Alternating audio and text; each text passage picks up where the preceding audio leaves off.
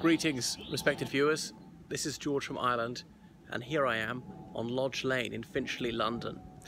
It's a very unremarkable street. It seems to be the most middle street in London. Some 19th century housing, some 20th century housing, 2 stories high, very ordinary and residential. And that is the point, really. This is the house of John Parr, a man you've never heard of, the first British soldier killed in the First World War.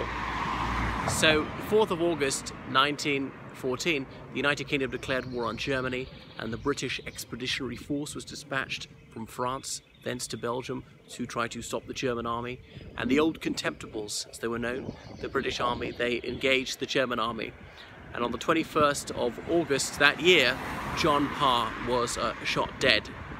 So he was the first of 800,000, and this is where he came from. A cavalry patrol going up country lane in Belgium, encountered some German soldiers, and there was a skirmish. Then on the 11th of November 1918, the ceasefire, the armistice, was about to kick in, and some soldiers, sensibly enough, when they got the order to cease fire at 11 o'clock in the morning, several hours beforehand, said, well, we're not going to kill any of them and we're not going to put ourselves at risk. However, some soldiers said, no, let's fight to the very last minute, let's gain a bit more territory. And a British soldier was killed in action minutes before the armistice kicked in at 11 o'clock in the morning.